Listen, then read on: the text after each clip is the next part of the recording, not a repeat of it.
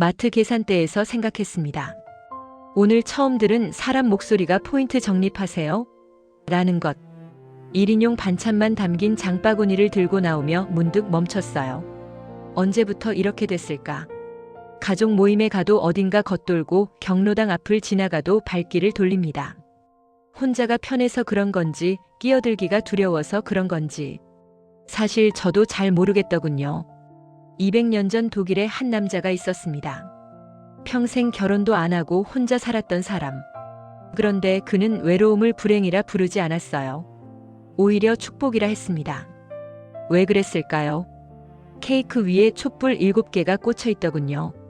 아이가 후 불기 전에 소원을 빌라고 했어요. 눈을 꼭 감은 손주 얼굴이 촛불에 비쳤습니다. 선희 씨는 그 모습을 거실 구석에서 바라보고 있었어요. 며느리가 케이크를 들고 아들이 휴대폰을 꺼냈고 작은 손주가 박수를 쳤습니다. 다들 웃고 있더군요. 그때 선희 씨는 조용히 가방을 챙겼어요. 거실에서 현관까지는 12걸음. 신발장 앞에서 운동화를 꺼내 신었습니다. 아들이 뒤늦게 물었어요. 어머니, 벌써 가세요? 응, 너희끼리 있어. 애들 케이크 먹여. 현관문을 나서며 뒤를 돌아봤습니다. 아무도 따라 나오지 않더군요. 문이 닫혔고 엘리베이터 버튼을 눌렀어요. 기다리는 동안 안쪽에서 환호성이 들렸습니다. 촛불을 끈 모양이에요. 엘리베이터가 도착했고 선희 씨는 안으로 들어갔습니다. 거울에 비친 자기 얼굴. 표정이 없더군요. 버튼을 누르는 손가락만 움직였어요. 집까지 오는 길은 버스로 40분. 창밖으로 지나가는 불빛들을 바라보며 생각했습니다. 잘한 거라고. 젊은 사람들끼리 편하게 있어야지. 그런데 가슴 한쪽이 묘하게 허전하더군요. 집에 도착해서 현관불을 켰습니다. 조용했어요. TV도 안 켜져 있고 냉장고 돌아가는 소리만 희미하게 들렸습니다. 외투를 벗어 걸고 거실 소파에 앉았어요. 어둠 속에 가만히 앉아있자니 아까 그 환호성이 귓가에 맴돌더군요. 후 하고 촛불 끄는 소리, 박수 소리, 웃음소리. 나는 왜 거기 없었을까? 아니, 있었는데 왜 나왔을까? 핸드폰을 꺼내 시간을 봤습니다. 집을 나선 지 2시간도 안 됐더군요. 선희 씨는 그렇게 소파에 앉아있다가 불도 안 켜고 잠이 들었어요. 다음 날 아침 목이 뻣뻣한 채로 눈을 떴습니다. 며칠이 지났습니다. 아들에게서 카톡이 왔어요. 어머니, 생일 사진 보내드릴게요. 사진이 14장 왔더군요. 선희 씨는 소파에 앉아 한 장씩 넘겨봤습니다. 케이크 사진, 촛불 부는 손주, 손주 2명이 부위하는 사진, 며느리와 아이들, 아들과 아이들, 온 가족 단체 사진, 1장, 2장, 3장. 계속 넘겼어요. 5장, 7장, 10장, 14장을 다 봤습니다. 선희 씨는 화면을 끄고 잠시 멍하니 있었어요. 거기에 내가 없더군요. 한 장도. 손이 떨리진 않았습니다. 울음이 나온 것도 아니에요. 그냥 멍했어요. 다시 사진을 처음부터 넘겨봤습니다. 혹시 구석에라도 찍혀 있나? 손가락이라도 옷자락이라도. 없었어요. 생각해보면 당연했습니다. 케이크 자르기 전에 나왔으니까. 사진 찍을 때 거기 없었으니까. 그런데 이상하더군요. 스스로 나온 건데 왜 이렇게 서운하지? 카톡 창을 닫고 핸드폰을 내려놓았습니다. 창밖을 바라봤어요. 아파트 단지 사이로 바람이 불고 있더군요. 나뭇잎이 흔들렸습니다. 내가 먼저 나온 거잖아. 배려한 거잖아. 그런데 왜 아무도 안 잡았지? 한 번쯤은 조금만 더 계세요 할 수도 있었잖아. 머릿속에서 두 목소리가 부딪혔습니다. 한쪽에서는 이렇게 말했어요. 그건 내가 먼저 일어났으니까 그래. 잡을 틈을 안 줬잖아. 다른 쪽에서는 이렇게 말했어요. 진짜 잡고 싶었으면 따라 나왔겠지. 현관까지라도. 선희 씨는 고개를 저었습니다. 생각을 멈추고 싶었어요. 리모컨을 집어 TV를 켰습니다. 무슨 프로그램인지도 안 보고 그냥 틀어놨어요. 소리가 거실을 채웠습니다. 그런데 들리지 않더군요. 화면을 보는 게 아니라 그냥 어딘가를 응시하고 있었어요. 나는 왜 이렇게 됐을까? 언제부터 가족 모임이 불편해졌을까? 언제부터 먼저 일어나는 게 습관이 됐을까? 며칠 뒤 산책을 나갔습니다. 오후 3시쯤 아파트 단지를 한 바퀴 돌고 골목길로 들어섰어요. 경로당이 보이더군요. 유리문 너머로 안이 들여다 보였습니다. 화투판이 벌어져 있었어요. 할머니 넷이 둘러앉아 있고 누군가 싹쓸이다 하고 외쳤습니다. 웃음소리가 새어나왔어요. 선희 씨는 멈춰 섰습니다. 유리창에 자기 모습이 비치더군요. 운동화, 바람막이, 모자. 안에서 누가 손짓을 했습니다. 아는 사람 같았어요. 같은 동사는 박씨 아주머니였을 거예요. 들어오라는 뜻이었습니다. 그런데 발이 안 떨어지더군요. 들어가면 뭐라고 해야 하지? 저도 낄 수 있을까요? 하고 물어야 하나? 어색하면 어쩌지? 분위기 깨면 어쩌지? 결국 못 본 척하고 지나왔습니다. 뒤에서 어디가? 하는 소리가 들린 것 같았는데 돌아보지 않았어요.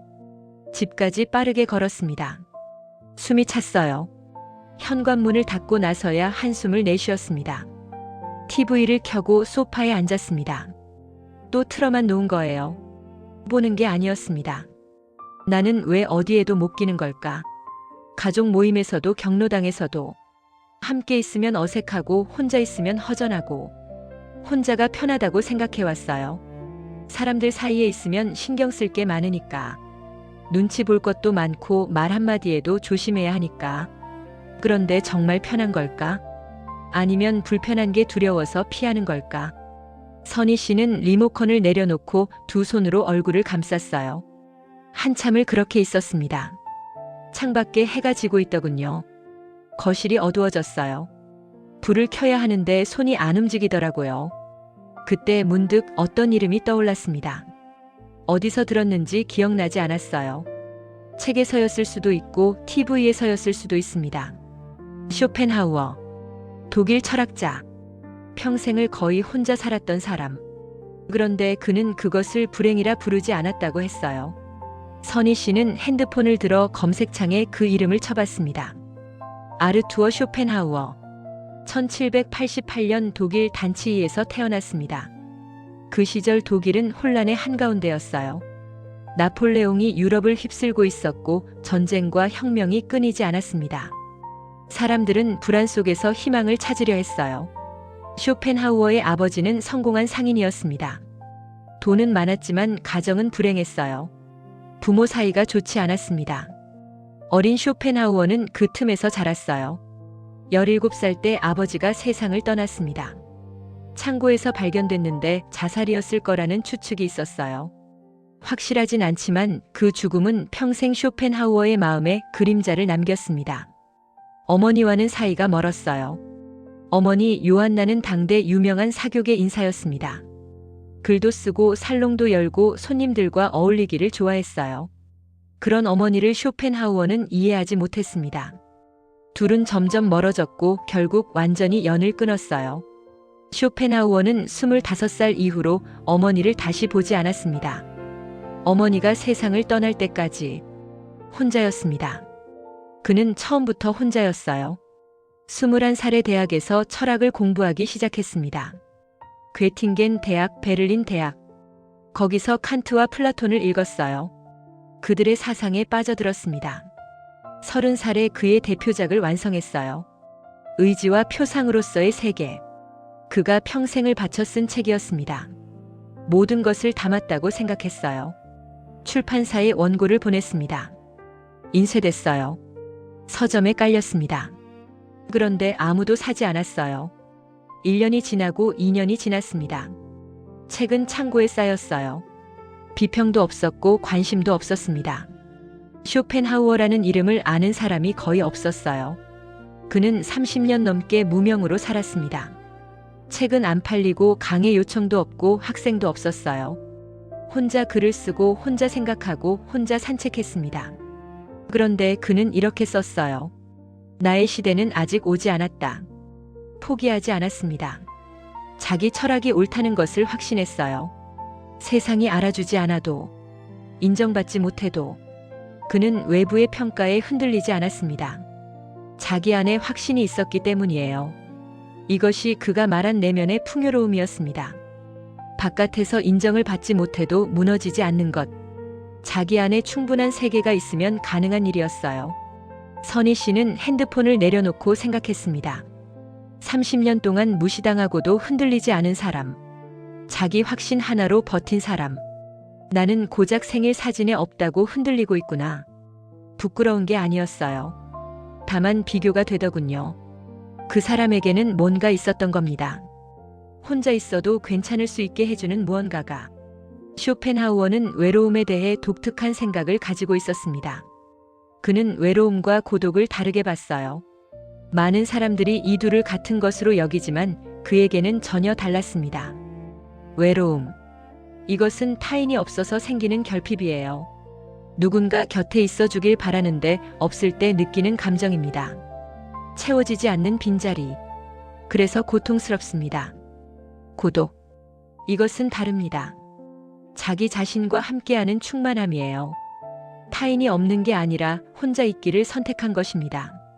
그 시간 속에서 자기와 대화하고 생각을 깊이 하고 내면을 가꿉니다. 쇼펜하우어는 이렇게 말했어요. 고독을 사랑하지 않는 사람은 자유도 사랑하지 않는다.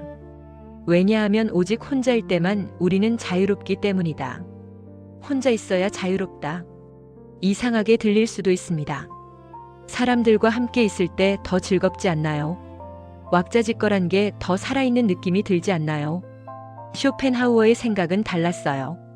사람들 사이에 있으면 우리는 끊임없이 신경을 씁니다. 상대방이 뭘 생각할지, 내 말이 어떻게 들릴지, 표정은 어떻게 지어야 할지. 그래서 진짜 내 모습이 아닌 모습을 보여주게 돼요. 눈치를 보고 맞추고 조절합니다. 그것은 필요한 일이에요. 반면에 혼자 있을 때는 나는 그냥 나입니다. 누구에게 보여줄 필요가 없어요. 표정을 관리할 필요도 없고 말을 고를 필요도 없습니다. 그래서 쇼펜하우어는 고독을 자유라고 불렀어요. 진짜 나 자신으로 존재할 수 있는 시간. 가면을 벗는 시간. 하지만 이 자유는 아무에게나 주어지지 않습니다. 자기 안에 뭔가가 있어야 해요. 혼자 있을 때 무엇을 할 것인가? 무슨 생각을 할 것인가? 무엇으로 시간을 채울 것인가? 쇼펜하우어는 책을 읽었습니다. 글을 썼어요. 산책을 하며 생각에 잠겼습니다. 음악을 들었어요. 그는 특히 로시니를 좋아했습니다. 그에게 혼자 있는 시간은 비어있는 시간이 아니었어요. 오히려 가장 충만한 시간이었습니다. 그래서 그는 고독을 두려워하지 않았어요. 오히려 갈망했습니다. 사람들 사이에서 피로해지면 혼자만의 시간으로 돌아왔어요. 거기서 다시 에너지를 얻었습니다. 선희 씨는 이 이야기를 읽으며 생각했어요. 나는 혼자 있을 때 뭘 하지? TV를 켜놓는다. 근데 보지는 않는다. 그냥 소리가 필요해서 틀어놓는 거다. 핸드폰을 본다. 근데 딱히 할 게 없다. 뉴스를 보다가 카톡을 보다가 다시 뉴스를 본다. 나는 혼자 있는 시간을 채우지 못하고 있구나. 그래서 외로운 거구나. 고독이 아니라 외로움이었어요. 스스로 선택한 충만함이 아니라 어쩔 수 없이 견디는 결핍. 쇼펜하우어는 또 이런 말을 했습니다. 평범한 사람은 시간을 어떻게 보낼까 고민하고 재능 있는 사람은 시간을 어떻게 쓸까 고민한다. 시간을 보내는 것과 쓰는 것. 이 차이가 핵심이었어요. 보낸다는 것은 흘려보낸다는 뜻이에요. 그냥 지나가게 둔다는 뜻입니다. TV를 틀어놓고 시계를 보고 하루가 끝나길 기다리는 것. 쓴다는 것은 다릅니다. 의미를 부여한다는 뜻이에요. 그 시간 속에서 무언가를 만들거나 배우거나 느끼는 것. 선희 씨는 자신의 하루를 돌아봤습니다. 아침에 일어나서 밥을 먹고, 산책을 조금 하고, TV를 보고, 점심을 먹고, 낮잠을 자고, 또 TV를 보고, 저녁을 먹고, 잠자리에 듭니다. 이 하루 중에 쓰는 시간이 있었나? 시간을 그냥 흘려보내고 있었구나. 쇼펜하우어가 말한 내면의 풍요로움. 그것은 특별한 재능을 말하는 게 아니었어요. 거창한 취미나 대단한 업적이 필요한 게 아니었습니다. 자기 안에 관심을 가지는 것, 자기와 대화하는 것, 작은 것이라도 의미를 찾는 것. 그것이 고독을 외로움에서 분리시키는 열쇠였어요. 선희 씨는 핸드폰을 내려놓고 방을 둘러봤습니다. 어둑한 거실, TV 소리만 흘러나오는 공간. 언젠가 내가 좋아했던 게 뭐였지? 남편과 결혼하기 전에, 아이를 낳기 전에, 온전히 나로 살았을 때 기억을 더듬어 봤습니다.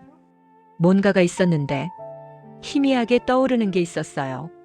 쇼펜하우어는 63살에 드디어 인정받기 시작했습니다. 30년 넘게 무시당하던 그의 철학이 갑자기 주목받았어요. 1851년 그가 쓴 에세이집 여록과 보유가 출간됐습니다. 이번에는 달랐어요. 사람들이 읽기 시작했습니다. 시대가 바뀌고 있었어요. 혁명이 실패하고 전쟁이 이어지고 사람들은 지쳐 있었습니다. 낙관주의가 빛을 잃어가던 시절이었어요. 그때 쇼펜하우어의 철학이 다가왔습니다. 삶은 고통이다. 욕망은 끝이 없다.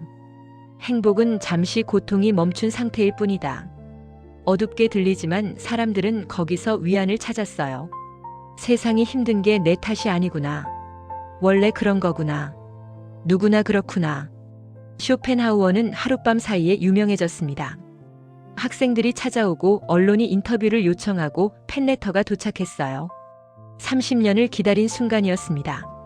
하지만 그는 크게 흔들리지 않았어요. 왜냐하면 그는 이미 자기 안에서 확신을 찾았기 때문입니다. 예전에 무명이었을 때도 그랬어요. 자기 철학이 옳다는 것을 알았습니다. 인정받지 못해도 흔들리지 않았어요. 이제 유명해졌을 때도 마찬가지였습니다. 들뜨거나 우쭐해하지 않았어요. 담담하게 받아들였습니다. 이것이 그가 말한 내면의 풍요로움의 진짜 의미였어요. 바깥 상황에 흔들리지 않는 것, 인정받을 때도 무시당할 때도 똑같은 나로 있는 것, 외부가 아니라 내부에 중심을 두는 것.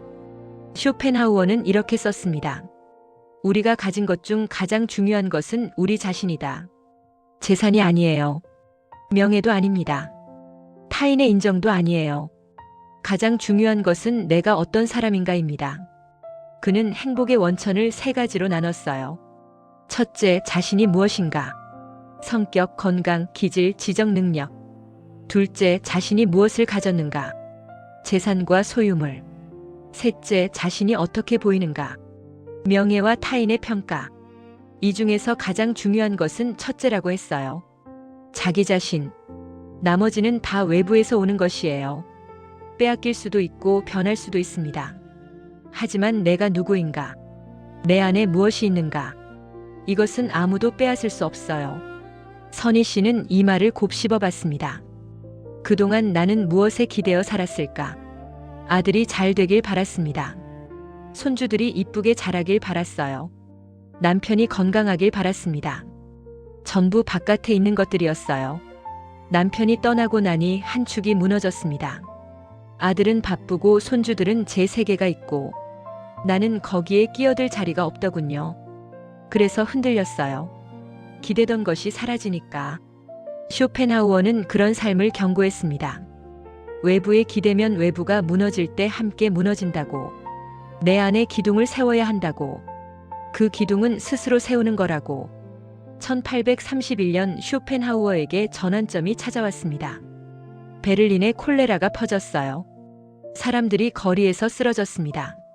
시체를 실은 수레가 도시를 돌아다녔어요. 공포가 도시 전체를 뒤덮었습니다. 쇼펜하우어는 두려웠어요. 사람들 사이에 있으면 병에 걸릴 것 같았습니다. 군중이 무서웠어요. 그는 짐을 쌌습니다. 베를린을 떠났어요. 프랑크푸르트로 도망쳤습니다. 사람들은 그를 비겁하다고 했어요. 학자가 도망치다니. 그런데 쇼펜하우어는 개의치 않았습니다. 그는 프랑크푸르트에 정착했어요. 그리고 거기서 남은 평생을 살았습니다. 거의 30년을 혼자. 이 도망은 단순한 도피가 아니었어요. 그에게는 깨달음이었습니다. 군중 속에 있으면 위험하다. 물리적으로도 그렇고 정신적으로도 그렇다. 사람들 사이에 있으면 병에 걸린다. 몸의 병만이 아니라 마음의 병도. 타인의 시선, 타인의 평가, 타인의 기대. 이런 것들이 우리를 병들게 한다고 그는 생각했어요. 그래서 그는 고독을 선택했습니다. 도망이 아니라 선택이었어요. 프랑크푸르트에서 그는 자기만의 삶을 만들어갔습니다. 자기만의 리듬으로, 자기만의 방식으로. 선희 씨는 이 이야기를 읽으며 생각했어요. 나도 무언가에서 도망친 게 아닐까? 가족 모임에서 먼저 나오는 것, 경로당 앞에서 발길을 돌리는 것, 그건 혹시 도망이 아니었을까? 하지만 쇼펜하우어의 도망은 달랐어요. 그는 도망친 뒤에 자기만의 세계를 만들었습니다. 비어있는 채로 두지 않았어요. 나는 어땠지? 도망친 뒤에 뭘 했지? TV를 켜고 멍하니 앉아 있었지. 도망만 하고 채우지 않으면 그건 고독이 아니라 외로움이 되는 거구나. 프랑크푸르트에는 잉글리셔 호프라는 식당이 있었습니다. 쇼펜하우어는 그 식당을 좋아했어요. 아니, 좋아했다기보다 그의 일상이 되었습니다. 그는 30년 동안 그곳에서 점심을 먹었어요. 매일 정오, 같은 자리, 같은 시간, 혼자. 웨이터들은 그를 알아봤습니다. 저기 그 괴짜 철학자가 또 왔네. 그들은 수군거렸어요. 쇼펜하우어는 신경 쓰지 않았습니다. 그는 자기 자리에 앉았어요. 늘 같은 자리, 창가 옆 구석 테이블. 그리고 이상한 습관이 있었어요. 식사 전에 금화 한 잎을 테이블 위에 올려놓았습니다. 그러고는 혼잣말을 했어요. 오늘 저 장교들이 전쟁 이야기 말고 다른 얘기를 하면 이 돈을 가난한 자에게 기부하겠다. 식당에는 늘 프로이센 장교들이 있었거든요. 그들은 모여 앉아 큰 소리로 떠들었습니다. 전쟁 이야기, 무기 이야기, 영웅담. 쇼펜하우어는 그들의 대화를 들었어요. 그리고 매번 실망했습니다. 장교들은 늘 전쟁 이야기만 했거든요. 하루도 빠짐없이. 쇼펜하우어는 그 말을 다시 주머니에 넣었습니다. 역시 오늘도 마찬가지군. 그는 사람들의 대화가 얼마나 천박한지 시험하고 있었어요. 그리고 매번 확인했습니다. 사람들은 늘 같은 이야기만 한다는 것을. 그런데도 그는 그 식당에 계속 갔어요. 30년 동안.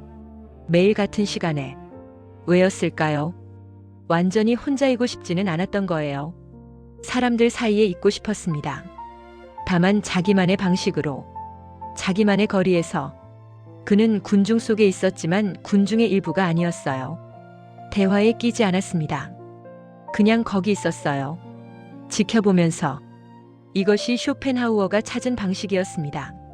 완전한 고립도 아니고 완전한 어울림도 아닌 그 사이 어딘가. 자기만의 자리, 자기만의 거리, 자기만의 리듬. 선희 씨는 이 이야기에서 무언가를 느꼈어요. 가족 모임에 안 가는 게 답이 아니구나. 경로당에 들어가거나 말거나 그게 중요한 게 아니구나. 중요한 건 나만의 방식을 찾는 거구나. 나만의 거리를, 나만의 리듬을. 쇼펜하우어는 매일 같은 식당에 갔지만 사람들과 어울리진 않았어요. 그냥 거기 있었습니다. 그걸로 충분했어요. 나도 그럴 수 있지 않을까? 가족 모임에 가되 끝까지 있지 않아도 되고, 너무 일찍 나오지도 않으면서 나만의 적당한 시간을 찾으면 되는 거 아닐까? 완벽하게 함께할 필요 없어요. 완전히 떨어져 있을 필요도 없고요. 그 사이 어딘가. 나만의 자리. 며칠이 지났습니다. 선희 씨는 서랍을 정리하다가 무언가를 발견했어요. 오래된 뜨개질 바구니였습니다. 손잡이가 다른 바구니를 꺼냈어요. 먼지를 털어내고 열어봤습니다. 안에는 털실 뭉치와 대바늘이 들어있었어요. 그리고 절반만 완성된 목도리. 10년 전이었습니다. 첫째 손주가 태어났을 때 시작한 거예요. 아기에게 목도리를 떠주려고 했습니다. 한쪽 끝은 완성돼 있었어요. 파란색과 흰색 줄무늬. 손으로 만져보니 올이 꼬여 있더군요. 어떤 부분은 촘촘하고 어떤 부분은 헐겁고. 왜 안 끝냈을까? 기억을 더듬어 봤습니다. 그때 남편 건강이 나빠졌어요. 병원을 다녀야 했고 간호를 해야 했습니다. 뜨개질할 시간이 없었어요. 그러다 손주가 자랐습니다. 목도리 필요 없는 나이가 됐어요. 바구니는 서랍 깊이 들어갔고 잊혔습니다. 선희 씨는 대바늘을 들어봤어요. 녹이 슬어 있었습니다. 털실은 보풀하기가 일어나 있었고요. 이걸 다시 뜰 수 있을까? 손이 기억할까? 코 만드는 법, 줄 바꾸는 법, 마무리하는 법. 조심스럽게 바늘을 잡았습니다. 실을 걸어봤어요. 손가락이 어색하게 움직이더군요. 한 코, 두 코. 틀렸어요. 풀고 다시 했습니다. 또 틀렸어요. 또 풀었습니다. 30분쯤 지났을까. 겨우 한 줄을 떴습니다. 삐뚤빼뚤했어요. 예전처럼 예쁘지 않았습니다. 그런데 이상하더군요. 기분이 나쁘지 않았어요. 뭔가를 하고 있다는 느낌. 시간이 흘러가는 게 아니라 시간을 쓰고 있다는 느낌. 쇼펜하우어가 말한 게 이건가. 내면의 풍요로움. 자기 안에 세계를 가진 사람. 거창한 게 아니었어요. 그냥 무언가에 몰두하는 거였습니다. TV를 틀어놓고 멍하니 있는 게 아니라 손을 움직이고 집중하고 만들어가는 것. 선희 씨는 그날 저녁까지 뜨개질을 했어요. 5줄을 떴습니다. 손가락이 아팠어요. 하지만 마음은 편하더군요. 밤에 잠자리에 누웠을 때 오랜만에 생각이 맴돌지 않았습니다. 사진에 없던 내 모습이, 경로당 앞에서 돌아섰던 발걸음이, 그런 것들이 떠오르지 않았어요. 그냥 편하게 잠이 들었습니다. 다음 날 아침 선희 씨는 핸드폰을 들었습니다. 아들 연락처를 눌렀어요. 전화가 갔습니다. 평소 같으면 기다렸을 거예요. 아들이 먼저 연락하길. 그래야 짐이 안 되니까. 오늘은 달랐습니다. 먼저 전화를 걸었어요. 여보세요? 아들 목소리가 들렸습니다. 어머니, 무슨 일 있어요? 아니, 그냥. 밥은 먹었니? 네, 출근하면서 먹었어요. 어머니는요? 나도 먹었어. 그래, 바쁘겠다. 끊어. 네, 또 연락드릴게요. 1분 30초. 짧은 통화였어요. 전화를 끊고 나서 선희 씨는 핸드폰을 내려다봤습니다. 별거 아니었어요. 안부 묻고 끄는 것뿐이었습니다. 그런데 마음이 따뜻하더군요.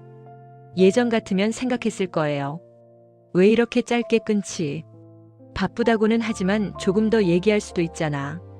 오늘은 그런 생각이 안 들었습니다. 짧아도 충분했어요. 쇼펜하우어가 식당에서 했던 것처럼, 매일 같은 자리에 가지만 대화에 끼지는 않았던 것처럼, 나도 그렇게 하면 되는 거였어요. 가끔 전화하고, 짧게 안부 묻고, 그걸로 충분한 거였습니다. 매달리지 않아도 됐어요. 밀어내지 않아도 됐고요. 그냥 내 방식대로, 내 리듬대로. 쇼펜하우어가 말한 자기만의 리듬. 남들 시간에 맞추지 않아도 돼요. 남들 방식을 따라하지 않아도 됩니다. 내가 편한 방식으로 내가 원하는 만큼만. 그게 진짜 자유였어요. 선희 씨는 창밖을 바라봤습니다. 아침 햇살이 들어오더군요. 오늘은 뭘 해볼까? 뜨개질을 조금 더 해야겠어요. 그리고 산책도 나가야지. 경로당 앞을 지나가게 되면 이번에는 잠깐 들어가 볼까? 안 들어가도 괜찮고 그냥 그때 기분에 따라. 한 달이 지났습니다. 또 손주 생일이 돌아왔어요. 이번엔 둘째였습니다. 아들에게서 카톡이 왔어요. 어머니, 이번 주 토요일 둘째 생일인데 오실 거죠? 선희 씨는 답장을 보냈습니다. 그럼 가야지. 토요일이 됐어요. 아들 집에 도착했습니다. 현관문을 열고 들어갔어요. 아이들이 달려왔습니다. 할머니. 작은 손이 치마를 잡았어요. 선희 씨는 준비해온 선물을 꺼냈습니다. 파란색과 흰색 줄무늬 목도리. 한 달 동안 완성한 거예요. 할머니가 만든 거야? 손주가 눈을 동그랗게 떴습니다. 응, 할머니가 떴어. 목도리를 둘러줬어요. 아이의 목에 맞진 않았습니다. 좀 길었어요. 하지만 아이는 좋아하더군요. 케이크가 나왔습니다. 촛불이 켜졌어요. 이번엔 선희 씨도 거기 있었습니다. 후. 아이가 촛불을 껐어요. 박수가 터졌습니다. 선희 씨도 박수를 쳤어요. 아들이 휴대폰을 들었습니다. 어머니, 여기 서세요. 같이 찍어요. 선희 씨는 손주 옆에 섰어요. 카메라를 보며 웃었습니다. 찰칵. 케이크를 자르고 아이스크림을 먹고 2시간쯤 지났을까? 선희 씨는 가방을 챙겼습니다. 나 이만 갈게. 아들이 말했어요. 벌써요? 저녁 드시고 가시지. 아니야, 너희끼리 있어. 나갈 만큼 있었어. 현관에서 신발을 신었습니다. 이번엔 달랐어요. 아들이 따라 나왔습니다. 어머니, 다음에 또 오세요. 손주들도 현관까지 나왔어요. 할머니, 목도리 고마워요. 선희 씨는 손을 흔들었습니다. 그래, 감기 조심해. 엘리베이터를 기다리며 뒤를 돌아봤어요. 현관문이 열려 있었습니다. 아들과 손주들이 손을 흔들고 있었어요. 문이 닫히기 전에 마지막으로 손을 흔들었습니다. 엘리베이터가 도착했어요. 안으로 들어갔습니다. 거울에 비친 자기 얼굴. 이번엔 표정이 있더군요. 희미하게 웃고 있었습니다. 쇼펜하우어는 1860년에 세상을 떠났습니다. 72살이었어요. 아침에 일어나 평소처럼 아침 식사를 했습니다. 그리고 소파에 앉아 있다가 숨을 거뒀어요. 고통 없이 평온하게. 그는 유언장에 이렇게 썼습니다. 재산의 상당 부분을 군인 유가족 기금에 기부하라고. 그리고 아트만은 잘 돌봐달라고. 아트만은 그의 푸들이었어요. 평생을 함께한 친구였습니다. 쇼펜하우어는 죽음을 두려워하지 않았어요. 그는 이렇게 말한 적이 있습니다. 죽음은 잠드는 것이다. 다만 깨어나지 않는 것일 뿐. 그는 평생 삶은 고통이라고 말했습니다. 욕망이 채워지지 않으면 괴롭고 채워지면 권태롭다고. 인생은 이 둘 사이를 시계추처럼 오간다고. 어둡게 들리지만 그 안에는 해방이 있었어요. 삶이 원래 그런 것이라면 기대를 내려놓을 수 있습니다. 완벽한 행복을 찾지 않아도 돼요. 그냥 지금 있는 그대로를 받아들이면 됩니다. 쇼펜하우어가 죽은 뒤 그의 철학은 더 널리 퍼졌습니다. 니체가 그에게서 영향을 받았어요. 프로이트도 그랬습니다. 톨스토이, 바그너, 토마스 만. 수많은 사상가와 예술가들이 쇼펜하우어를 읽었습니다. 그가 30년간 무시당하며 썼던 책들. 그것들이 세상을 바꿨어요. 그는 말했습니다. 나의 시대는 아직 오지 않았다. 그 시대가 마침내 왔습니다. 그가 떠난 뒤에 선희 씨는 이 이야기를 생각하며 창밖을 바라봤습니다. 나이가 들면 뭔가 정해진 것 같은 느낌이 듭니다. 이미 다 살았고 앞으로는 줄어들기만 할 것 같은. 하지만 쇼펜하우어는 63살에 비로소 인정받았어요. 30년을 기다린 뒤에. 늦은 게 아니었습니다. 그냥 때가 온 것뿐이었어요. 선희 씨도 그랬습니다. 72년을 살았지만 아직 모르는 게 있었어요. 혼자 있는 것이 외로움인지 고독인지, 사람들과 함께 있어야 하는지 떨어져 있어야 하는지, 이제 조금 알 것 같았습니다. 외로움은 밖에서 채워지길 기다리는 거예요. 고독은 안에서 스스로 채우는 거예요. 완전히 함께할 필요 없습니다. 완전히 혼자일 필요도 없어요. 나만의 자리에서 나만의 리듬으로 살면 됩니다. 그리고 혼자 있는 시간에는 시간을 흘려보내지 말고 무언가를 하면 됩니다. 작은 것이라도 뜨개질을 하거나 산책을 하거나 책을 읽거나 음악을 듣거나 쇼펜하우어처럼 매일 같은 식당에 가도 좋겠어요. 굳이 사람들과 어울리지 않아도 그냥 거기 있는 것만으로도. 선희 씨는 창문 너머 가로수를 바라봤습니다. 바람이 불어 나뭇잎이 흔들리더군요. 혼자가 편하다고 말해왔습니다. 그 말이 거짓은 아니었어요. 다만 불완전했을 뿐입니다. 혼자가 편한 건 맞아요. 하지만 그게 전부는 아니에요. 가끔은 함께하고 싶기도 합니다. 그게 인간이니까요. 쇼펜하우어도 그랬어요. 평생 혼자 살았지만 매일 식당에 갔습니다. 사람들 사이에 있었어요. 다만 자기 방식으로. 선희 씨는 일어나서 뜨개질 바구니를 꺼냈습니다. 새로운 목도리를 뜨기 시작했어요. 이번엔 분홍색이었습니다. 둘째 손주에게 줄 거예요. 바늘이 딸깍딸깍 움직였습니다. 창밖으로 햇살이 들어왔어요. 따뜻하더군요. 나이가 들수록 혼자가 편해진다고 했습니다. 그 말은 맞아요. 하지만 그게 끝이 아닙니다. 혼자이되 외롭지 않은 것, 함께하되 지치지 않는 것, 그 사이 어딘가에 서는 것, 그것이 쇼펜하우어가 알려준 지혜였습니다. 200년 전에 혼자 살았던 그 철학자가 오늘을 사는 우리에게 남긴 이야기였어요. 고독을 두려워하지 마세요. 하지만 고독 속에 갇히지도 마세요. 당신 안에 세계를 가꾸세요. 그리고 가끔은 문을 열어두세요. 나만의 자리에서, 나만의 리듬으로. 그렇게 살면 됩니다. 에필로그. 오늘 이야기를 함께 들어주셔서 감사합니다. 혼자 있는 시간이 많아지셨다면 그게 꼭 불행은 아닙니다. 쇼펜하우어는 말했어요. 고독 속에서 자유를 찾을 수 있다고. 다만 그 시간을 어떻게 채우느냐가 중요하다고. 오늘 하루 작은 것 하나만 해보시면 어떨까요? 오래전 좋아했던 것을 다시 꺼내보시는 거예요. 그리고 가끔은 먼저 전화 한 통 걸어보세요. 짧아도 괜찮아요. 적당한 거리에서 나누는 온기. 그것으로 충분합니다. 여러분의 작은 응원이 다음 이야기에 큰 힘이 됩니다. 시간이 허락하신다면 구독과 좋아요 한 번씩 부탁드립니다.